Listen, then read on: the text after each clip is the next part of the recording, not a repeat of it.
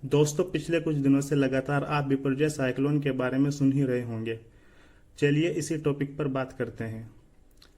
सबसे पहले जानते हैं आखिर साइक्लोन फॉर्म कैसे होते हैं। साइक्लोन फॉर्मेशन के लिए दो चीज़ों का होना बहुत ज़रूरी है। एक, उस जगह किसी लार्ज बॉडी वाटर का होना, और दूसरा, उस पानी में प्रेजेंट पानी का टेम्परेचर 27 डिग्री से ज़्यादा होना। दरअसल ज़्यादा टेम्परेचर होने के कारण समंदर की सतह पर मौजूद हवा गर्म होकर ऊपर की ओर उठने लगती है, जिस वजह से सतह पर लो प्रेशर जोन क्रिएट होता है।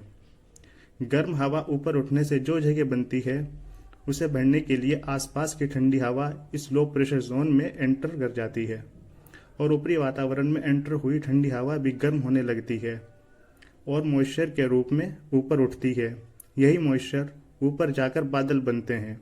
गर्म हवा और ठंडी हवा का यह फ्लो लो प्रेशर जोन से हाई प्रेशर जोन के बीच एक साइकिल को फॉर्म कर देता है, जिससे साइक्लोन का साइज बढ़ता जाता है। यह प्रोसेस तब तक चालू रहती है जब तक मॉइस्चर की सप्लाई रुक नहीं जाती, यानी कि जब तक चक्रवात समंदर की सतह से निकलकर तटीय सतह पर नहीं आ जाता। दोस्तों, अब बात करते हैं बिपरजॉय साइक्लोन की। बिपरजॉय का मतलब होता है डिजास्टर, यानी आपदा। बिपरजॉय नाम बांग्लादेश का दिया हुआ है। अरब सागर और बंगाल की खाड़ी में जितने भी तूफान आते हैं उनका नाम बारी बारी से इस इलाके के देश रखते हैं। यह साल 2004 से चला आ रहा है ताकि साइक्लोन के नाम एक ही हों।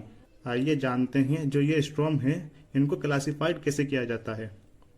इंडियन रीजन में जो मैक्सिमम सस्टेन्ड विंड स्पीड होती है उसके बेसिस पे ये सारी चीज़ें क्लासिफाइड की जाती हैं। अगर तूफान की स्पीड 17 से 27 नॉट्स के बीच है तो यह डिप्रेशन कहलाता है। अगर यही 34 नॉट्स के ऊपर हो तब हम इसको साइक्लोनिक स्टॉर्म यानी चक्रवाती तूफान कहते हैं। और अगर हवा की स्पीड 125 से 135 किलोमीटर प्रति घंटा हो तो इसे वेरी सीवियर साइक्लोनिक स्टॉर्म यानी बहुत तीव्र चक्रवाती तूफान कहते हैं। अगर बिपरजॉय स्टॉर्म की बात करें तो इसे वेरी सीवियर साइक्लोनिक स्टॉर्म की कैटेगरी में रखा गया है। पिछले कुछ समय से यह देखने को मिला है ये जो बिपरजॉय साइक्लोन है उसने बहुत तेजी से अपने आप को चेंज किया है। उम्मीद नहीं थी यह जो साइक्लोन है इतना सीवियर हो जाएगा, लेकिन एक्चुअल में यह ऐसा हो गया। लेकिन सवाल यह है ये जो बिपरजॉय तूफान है यह इतना असामान्य क्यों है। यह अरब सागर का साल का पहला साइक्लोन है। आपको पता होगा ज्यादातर जो साइक्लोन है वो बंगाल की खाड़ी में देखने को मिलते हैं, क्योंकि हवा की डायरेक्शन कुछ इसी तरह से होती है। यह जो साइक्लोन है पहले यह एक साइक्लोनिक सर्कुलेशन था, जस्ट एक नॉर्मल जैसा।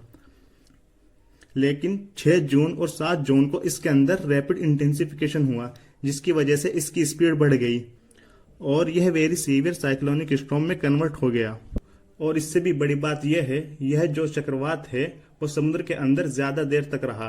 यह बात ज्यादा मायने रखती है, क्योंकि जितना ज्यादा साइक्लोन समंदर के अंदर रहेगा उतना ही ज्यादा वहां पर इवेपोरेशन करेगा, उतना ही ज्यादा उसके अंदर इंटेंसिफिकेशन आएगा और उतना ही ज्यादा यह सीवियर होता जाएगा। बताया जा रहा है कि कोई भी साइक्लोन अब तक अरब सागर में ऐसा नहीं देखा गया। यहाँ पर सवाल यह है कि यह ऐसा क्यों हो रहा है। Indian institute of tropical metrology Pune के द्वारा एक स्टडी कंडक्ट की गई थी। उनका यह कहना है कि बंगाल की खाड़ी के मुकाबले अरब सागर ज्यादा गर्म होता जा रहा है और इसी वजह से यहाँ पर साइक्लोन क्रिएट हो रहे हैं। और इसके साथ साथ स्टडी में यह भी पाया गया जो साइक्लोन अरब सागर में बन रहे हैं वो लंबे समय के लिए बन रहे हैं, जैसे कि ये बिपरजॉय साइक्लोन है। मतलब जो साइक्लोन बंगाल की खाड़ी में देखने को मिलते थे वो अब धीरे धीरे अरब सागर में देखने को मिलेंगे। जो IITM के द्वारा स्टडी कंडक्ट की गई थी उसमें यह भी बताया गया था जो लंबे ड्यूरेशन के साइक्लोन होते हैं ये ज़्यादा डैमेजिंग होते हैं। अगर इकोनॉमिक पॉइंट ऑफ व्यू से भी देखा जाए, जितना लंबे समय तक समंदर में साइक्लोन रहेगा उतने ही दिन तक मछुआरे फिशिंग नहीं कर पाएंगे।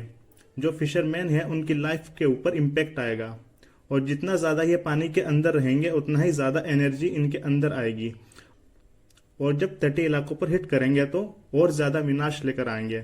इसी वजह से ये लंबे ड्यूरेशन के साइक्लोन ज्यादा डैमेजिंग होते हैं। बिपरजॉय साइक्लोन स्टॉर्म 14 जून शाम 6:30 बजे गुजरात के तटीय इलाकों से टकराना शुरू हुआ और यह प्रक्रिया करीब आधी रात तक जारी रही।